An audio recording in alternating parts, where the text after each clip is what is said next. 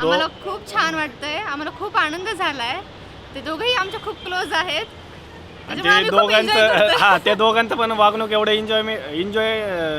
Enjoy सारखं असतं ना, त्याच्यामुळे आम्हाला पण खूप भारी वाटतंय आणि त्यांच्यामुळे आम्ही पण खूप जास्त एन्जॉय करू राहिलोय.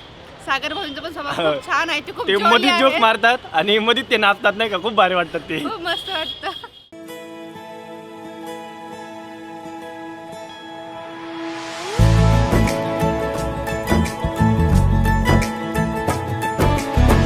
सलमा से तारों वाली शगना दे शब आए रे, बनों से बनने के मिलने की जोरत लाए रे, शहनाई यूं गूंजे सबके आंखें भर आए।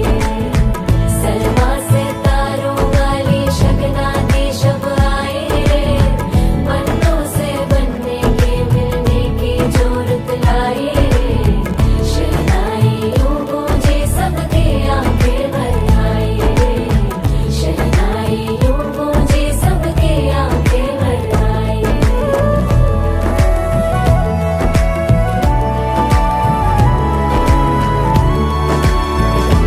ओ 16 बरस के 2 कदम चौखट के बाहर क्या गए, तेरी कुड़माई के दिन आ गए। हाय बन्नो परदेसिया के देश के, चौबारे तुझको भा गए, तेरी कुड़माई के दिन आ गए। ले रहा सब लाए तेरी माई बाबुल का घर बार है, हो गेंदा गुलाबों से सजे, डोली तेरी तैयार है,